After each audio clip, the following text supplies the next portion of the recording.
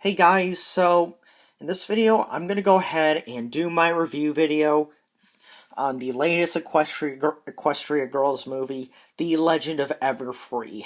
And I'm sorry if this video is a little bit delayed. I know it came out like 10 days ago on Netflix, and it also came out on YouTube like a week, 2 weeks ago or so. So I'm sorry if this is kind of a delayed review.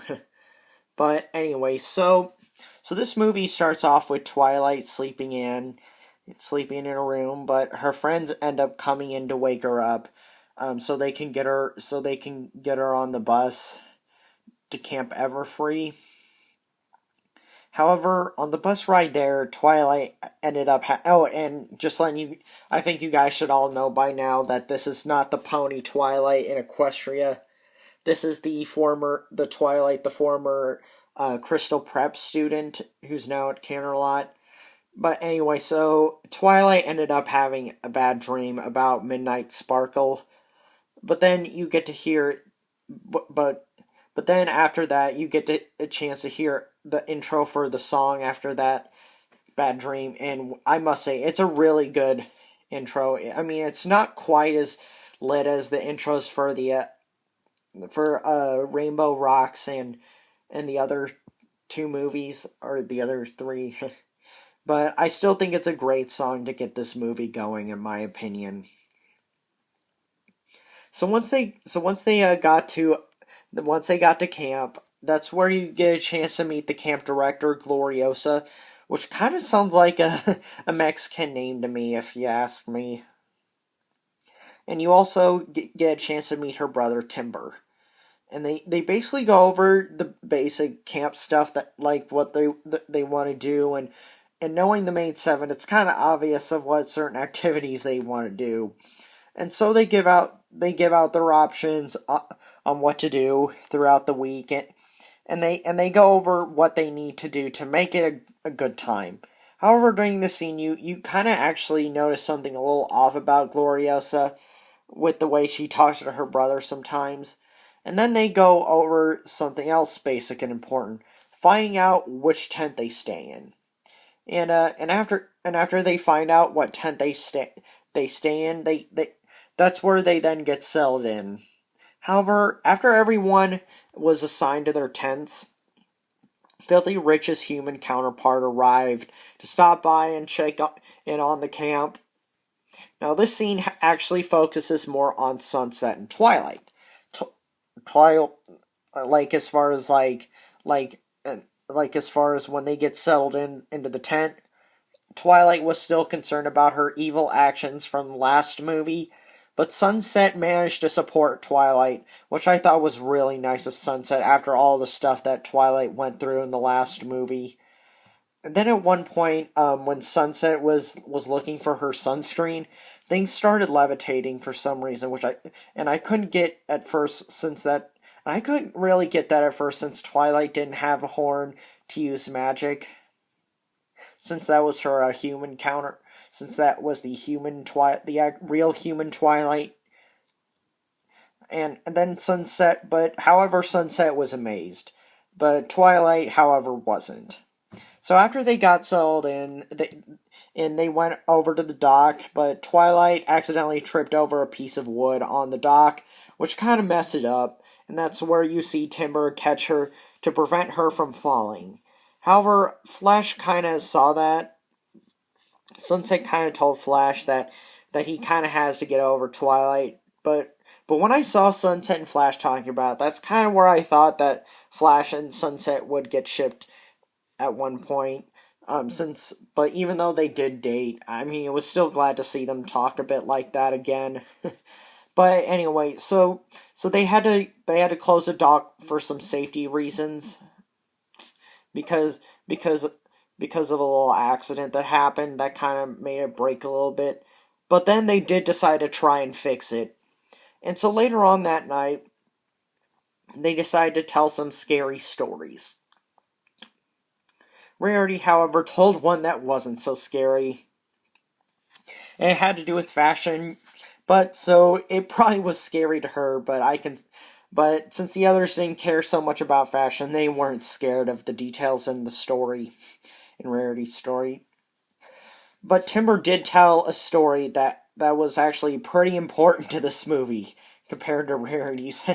It had to do with Gaia Everfree and the bad stuff about her, and that story did have the campers scared. And it told, and Gaia he told, and it basically had to do with Timber's I think it had to do with their great grandparents or some old relatives of theirs, and what Gaia Everfree tried to do to them. And so the next morning, Twilight woke up from another nightmare of Midnight Sparkle, and she even woke up on a levitating bed. And so in the next scene, the dock got messed up again from a boat that some of the characters were in. I think it was the one that Derby was in, but obviously knowing her being cross-eyed, she couldn't help it. I think it was her, but anyway, Twilight unfortunately thought it was her fault. And then there was some like purpley glittery stuff that started appearing from the water. And so then Twilight walked away and started singing a lamentation song about herself, which actually sounded really, really good, though. It did sound very pretty, too. And so she basically sung about the concerns she had when she was Midnight Sparkle, and Sunset really did need to talk to Twilight. Really did need to talk to Twilight about her situation.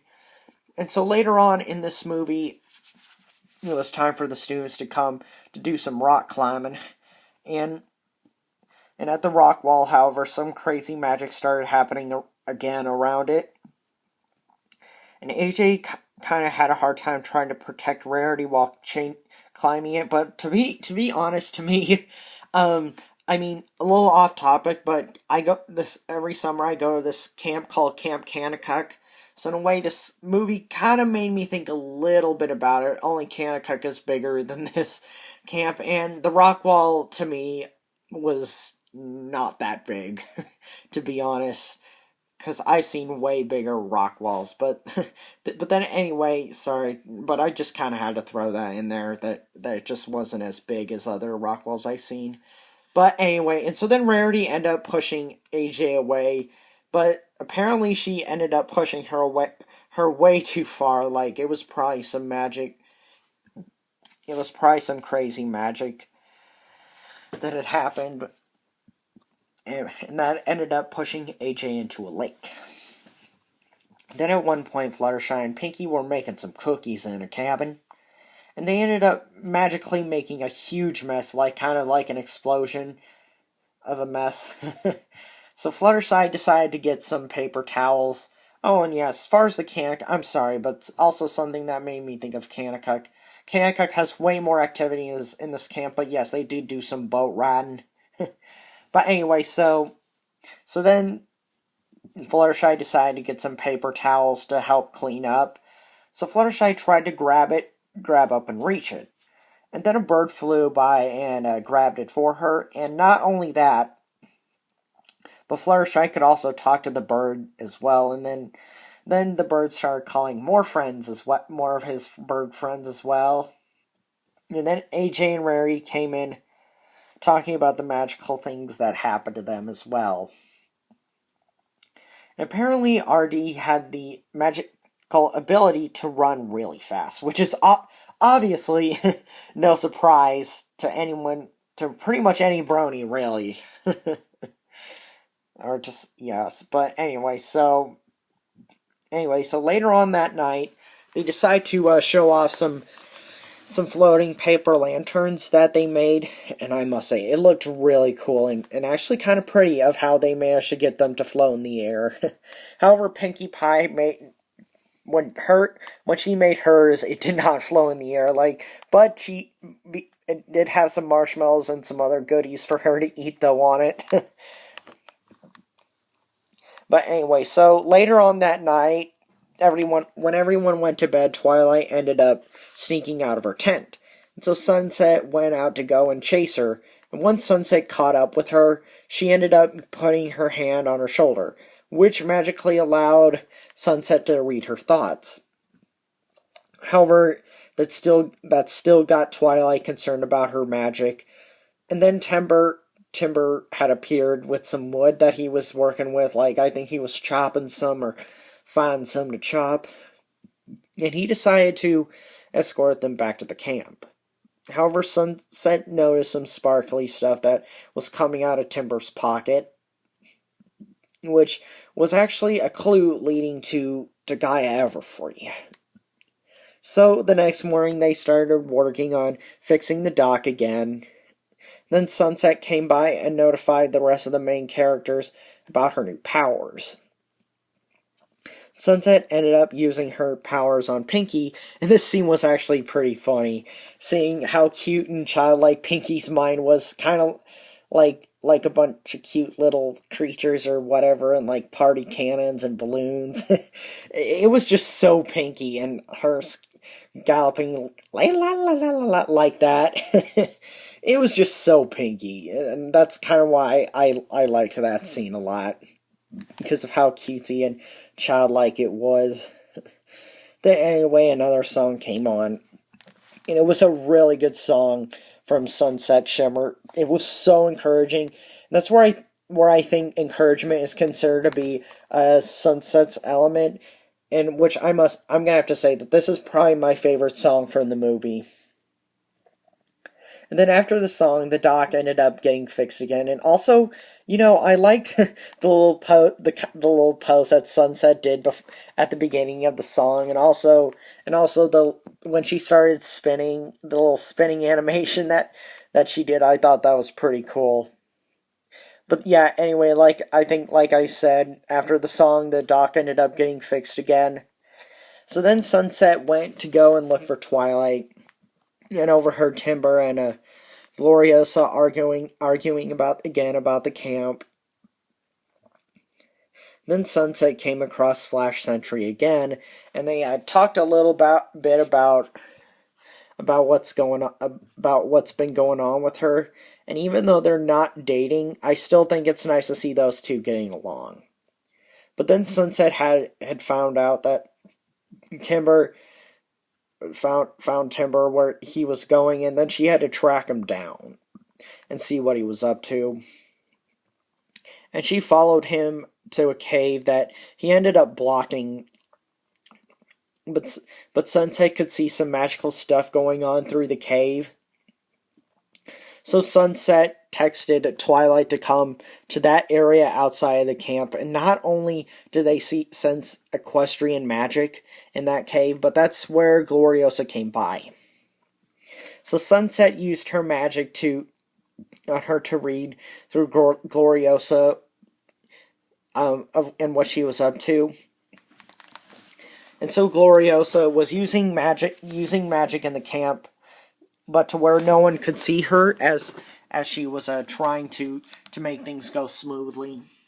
And that's where Gloriosa got carried away with using the magic, and actually became evil by trapping Twilight and Sunset in the cave. And she also had a more evil look, and her skin color changed and her eye color changed as well.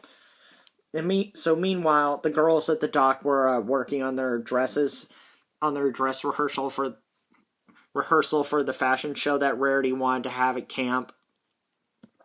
That's where Gloriosa came by and started using a bunch of crazy magic powers to trap everyone in the camp by magically making giant thorns and roots come out of the ground. And she even sang about a song about her actions and what she's doing for the camp, ended up getting carried away. And I must say, it was a really great villain song, though. And that's where Pinky, RD, Rarity, AJ, and RD ended up taking action, doing what they do to escape Gloriosa's wrath. And they even ponied up too. However, the roots kept growing back as they tried cutting them, and I must say, AJ in this scene, that was probably my favorite of what AJ did. She threw up a rock and then jumped and did some like karate kick to break through the thorns, and I thought that was so cool of AJ to do that, but But unfortunately, like I said, the roots, they just kept growing back as they tried cutting them. Meanwhile, Twilight finally used some of her magic to get her and Sunset out of that cave. Even though Gloriosa got stronger with her magic, Twilight and Sunset did manage to get into the camp setting where Gloriosa had trapped everyone in with all their thorns and roots. But yeah, this scene was pretty intense. How they all got trapped, in a bunch of brambles, and how they were all under. They were all caught up in her wrath. But fortunately, Rarity managed to use her magic to protect them with a crystal-like force field. That's how powerful. Yeah, that's how powerful Gloriosa became with all of her evilness, her evil powers. That's how strong they got.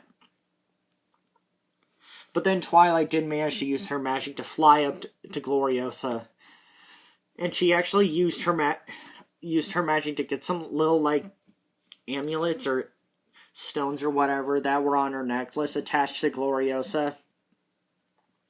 And that's actually where the main seven ended up getting stronger, when they got those small little amulets from Gloriosa. So then the main seven finally stopped the evil that was going on around camp. And so in the next scene, they ended up working on the dock again. And that's actually where Gloriosa had to apologize to Celestia and Luna. However, they didn't lose the camp to Filthy Rich, fortunately. In the next scene, you get to hear another really great song called The Legend You Were Meant to Be. Oh, and yeah, sorry for the other songs. I didn't say the names of each of the songs. But I must say, it was this. But this song is really good. It was played for a big party they decided to have near the end of the film, and the main seven looked really nice. I'm gonna have to say, as far as the dress wise that they wear, I'm gonna have to say Rarity's is my favorite. As far as the hairstyle, I'm gonna have to say Fluttershy's hairstyle is my favorite. So then after the song, Gloriosa announced that they got enough money to save the camp. And then once things cooled down a bit at that party, Twilight got a chance to talk to Timber for a bit. In fact, they almost kissed. But Gloriosa had to pull Timber away because she needed to talk to him about meeting some donors. So then the rest of the main seven got to witness Twilight and Timber talking for a bit. And Sunset had mentioned that the crystals are the source of their superpowers. And then at the end, Sunset had asked where the magic that hid in the cave came from. And then it showed some little magical stuff coming from the giant cube in front of the Canterlot High, where the statue, that horse statue used to be, that Twilight in the last movie destroyed. I don't know if that was... You know what, never mind, because, her, same with Sunset, Twilight's past is not today. Or like Sunset's song. But anyway, so overall, I really did enjoy this movie. I thought it was a little bit better than the Friendship Games. It was actually great to see the characters wear different outfits in this movie, since it took place in the summer. The only thing that I found disappointing in this film was I didn't get a chance to see Pony Twilight in this movie. But at the same time, we really didn't need to see that Twilight, since the other Twilight who goes to Crystal Prep who used to go to Crystal Prep was in this one. One other thing I did find disappointing was I didn't get a chance to see the CMC's counterpart in this film. Because we got a chance to see Snips and Snail's counterpart in this one as well. And as far as the songs, I thought the songs were really good. Even though the songs weren't as poppy as the ones in the previous Equestria Girls movies, I think at the same time that felt nice. And as far as my favorite song in this movie, I'm going to have to go with Embrace the Magic. I think it was just so great to see Sunset get another song for herself. And I love like I said, I love the little the little pose and movements she did before the song. And I just loved it. I really did like that song. Another thing that I thought was better about this movie is that they did manage to fit a song in near the ending. And I was disappointed in the last movie where they didn't have a big song to celebrate near the end like Rainbow Rocks did, like how they, like, it was pretty much like a party, like when they took out the Dazzlings, when they defeated the Dazzlings. But in this movie, I'm just really glad that they managed to put a song in near the end. And honestly, I kind of hope they make a fifth Equestria Girls movie, along with the new MLP movie we got coming up next year in 2017. Oh man, that's one thing I am looking forward to next year. But anyway, so this is my review video on the latest Equestria Girls movie. So thank you guys so much for watching, and I will see you guys next time, alright? Alright, thanks guys. Alright, bye.